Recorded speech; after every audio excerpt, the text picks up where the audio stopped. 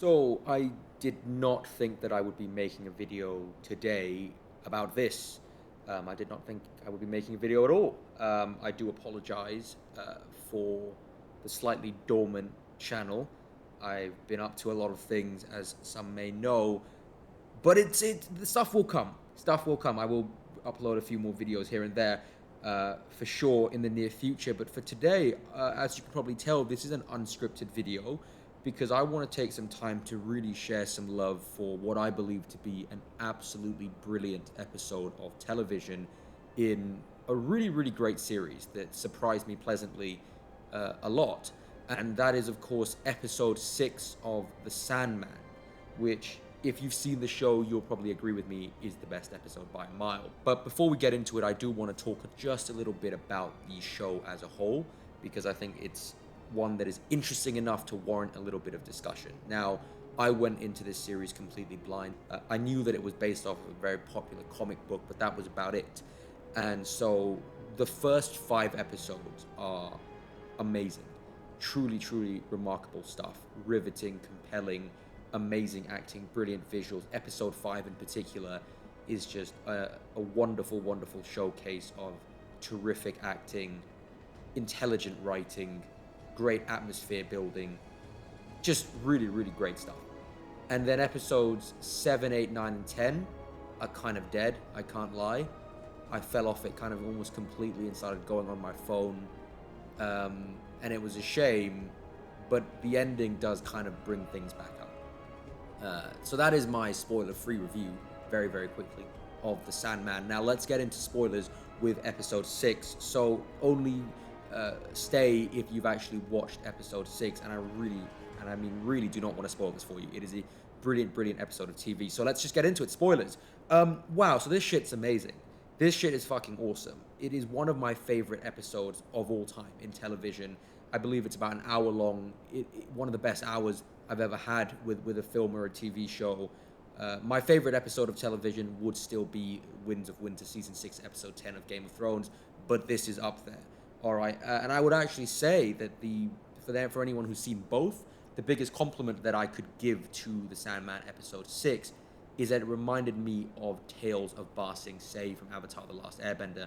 Now, if you've seen that episode, you know that that is an absolutely incredible compliment to give. And this episode, for me, episode 6, is something that comes along very rarely. Because I, for one, am someone who loves a television series that kind of takes a bit of a break from the regularly scheduled program and takes its time to explore something a little bit different, a little bit unique, and something that doesn't necessarily have anything to do with the main story. And that's exactly what episode 6 is. It is a standalone episode, to say the least, and one that you could very easily watch on its own. You don't have to watch the rest of the series. And it's an episode that is broken down into 2 halves. The first half, of course, explores death, the beauty of death, the tragedy of death, the melancholy of death, and all facets of death, really personified, of course, through the character of death and the things that she does throughout the episode. And of course, there are some really, really profound moments where she goes and, takes people's lives and their souls, but does so in such a kind and tender and warm way. And I just thought, wow, this is simple, profound stuff. My favorite one would be when she, the first one that she visited, the old man playing the violin. That was really, really beautiful stuff. And what I love about it as well is within the writing, how they manage to kind of set up expectations and pay it off in a really intelligent way. They never explicitly say what these characters are doing. They never explicitly say what these characters are thinking or feeling, but through the suggestion, through the subtlety of the writing, the directing, the acting, you are clued into what it is that is going on, and then the payoff is something that you yourself feel like you find out. It feels like an achievement, and so I feel like that is a really interesting way to tell this particular story. And so that's the first half of the episode, right? For me, I thought, wow, okay, this is going to be a fun one. This is going to be an interesting one. Where could we possibly go next? And we get sent into what is, in my opinion, one of the great, great journeys of storytelling. And I need to preface this by saying that I am somebody who is immensely, immensely intrigued by the concept of immortality. I find it so interesting. To be able to be alive for so long, the things that you must pick up, the things that you must lose. And, that's why there are certain films and certain TV shows that I perhaps like more than most people. For example, that Old Guard movie from Netflix, really enjoyed that one. And of course, even with, Marvel films like Eternals, that most people did not like, I did. And I find it so interesting for people to be alive for so long, the things that they pick up, the things that they learn. And this is exactly that. And this is a really, really interesting, in-depth exploration of that. And yet it is so simple.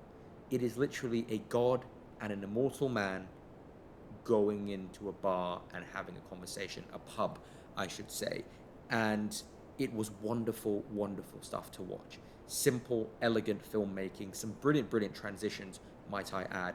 Excellent performances, excellent set design. And what I loved most about it was the moment, once again, the setup and the payoff, the effortless respect to the audience that they have. Because they don't really say anything, but they make you anticipate, right? And so when you get into it, you're in the 1300s, or 1389, I believe it was, and the moment you realize we're going to meet every 100 years, you immediately think to yourself, okay, where is he going to be in 1989, in 1789? And you get to see all of it, and they subvert your expectations in the right ways. They take it in a nice direction, and it is just so simple, because at the end of the day, it's literally just two people talking. But it's the concept that they talk every 100 years, and you come back to this friend. You go off, you live your life, you have triumphs, you have failures, you have ups and downs, and then you come back every 100 years, and then you have a chat, then you go off, and you come back and do it again. And of course, on paper, that must sound so mundane and so simple and so by the numbers, and of course it is, but it's because of the time that has passed. It makes you want to know more, it makes you want to know what's happened, it makes you excited to see the visual aesthetic of each period of history. It makes you want to see how these people adapt to that aesthetic and that specific time in history.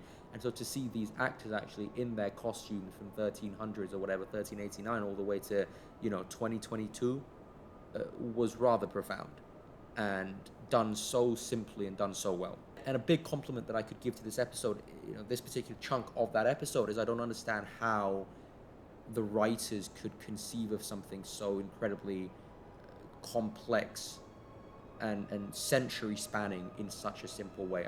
That's a big achievement.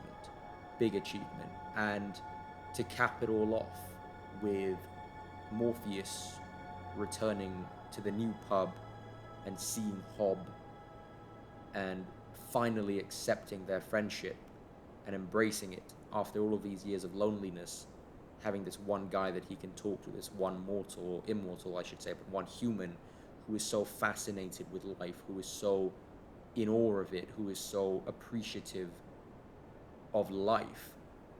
And having that juxtaposition with the first half episode, the episode which was all about the beauty of death, the tragedy of death, but here we see the sadness of life, but also, most importantly, the beauty of life, and how what it means to be alive, I thought was just quite simply magical.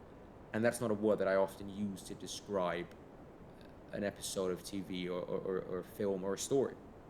And that, for me, I'm just going to cap it off with this, is why this episode really is a masterpiece.